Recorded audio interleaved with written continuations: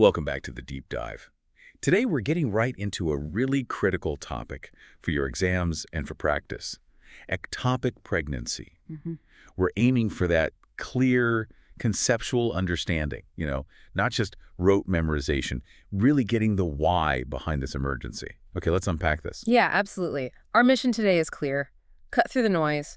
Focus on the high-yield stuff for pathophysiology exams. What is it, fundamentally? Why does it happen? And, crucially, what's the nursing response when it does? Okay, so let's start right at the beginning.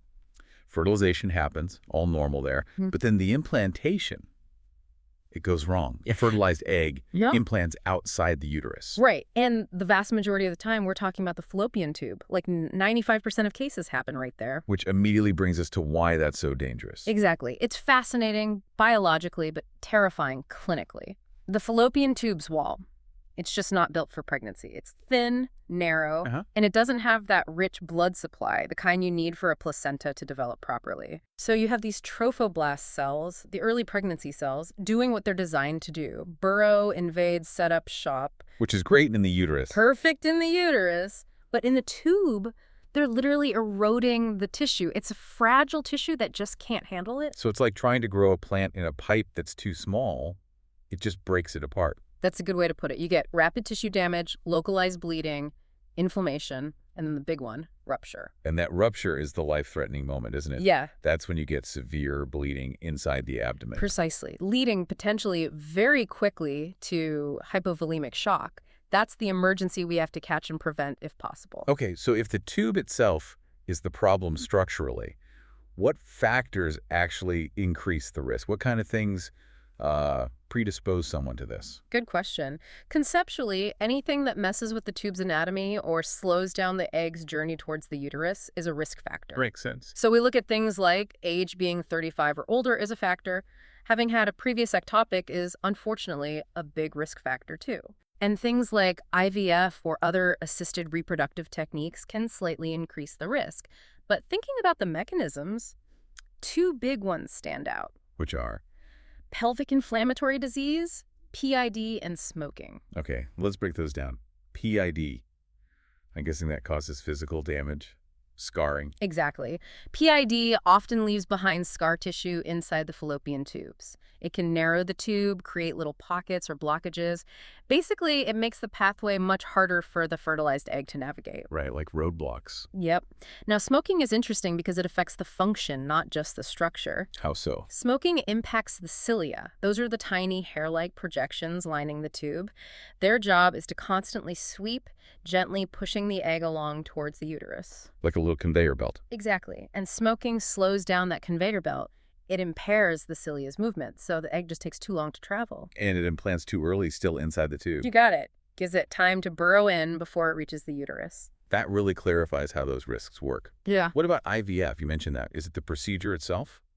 It's less about the fertilization and more about the embryo transfer process sometimes.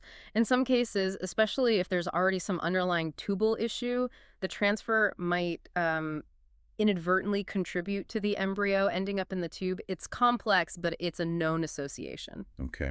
So shifting gears to assessment. If a patient presents, what are the key clinical signs a nurse should be looking for? How do we start thinking about this diagnosis? Well, the classic textbook triad is abdominal pain, often sharp, stabbing, and usually on one side missing a period, so amenorrhea, and some vaginal bleeding or spotting. But they don't always have all three, right? No, definitely not always all three, which is why diagnostics are crucial. The absolute key lab test is tracking serial beta-HCG levels. The pregnancy hormone. Right. In a normal intrauterine pregnancy, HCG levels typically double about every 48 hours in the early stages. With an ectopic, that rise is much slower or might even plateau or fall. That's a big red flag. Suggests it's not implanting viably in the right place. Exactly. And then you pair that with the visual evidence, a transvaginal ultrasound. What are we looking for there? Or maybe, what are we not looking for? Good point.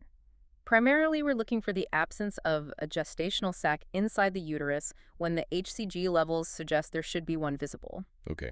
You might also see an adnexal mass near the ovary tube, or sometimes, sadly, free fluid in the pelvis, which often indicates bleeding or rupture. Got it. And of course, basic assessment is key. ABCs first. Always. Airway, breathing, circulation. Especially if you suspect rupture, you're monitoring vital signs constantly for any hint of shock, tachycardia, hypotension. That's paramount. Now, treatment options broadly for the exam, it's medical versus surgical, right? Correct. Medical management, usually with methotrexate, is an option, but only under very specific, strict conditions. Such as? The patient must be hemodynamically stable. No signs of active bleeding or rupture. The ectopic pregnancy needs to be relatively small, unruptured, and crucially, there can't be any fetal cardiac activity detected on ultrasound. So there's limited circumstances. Very limited. If any of those criteria aren't met, or if the patient is unstable, it's straight to surgery. And surgery usually means laparoscopy. Often, yes, minimally invasive. The surgeon might perform a salpingectomy, which is removing the entire affected tube. Okay. Or a salpingostomy, where they just make an incision in the tube, remove the pregnancy, and leave the tube in place. Though sometimes, if there's massive hemorrhage or the patient is unstable, an emergency laparotomy, a larger open surgery, is necessary. And throughout all this, managing the medical emergency, we can't lose sight of the emotional impact. Absolutely not. This isn't just a medical event, it's also a pregnancy loss. It can be incredibly distressing. So nursing care has that dual focus. Definitely. Stabilize the patient, manage the potential hemorrhage, that's the immediate priority. But equally important is providing clear information, empathy, and emotional support through what is often a very traumatic experience.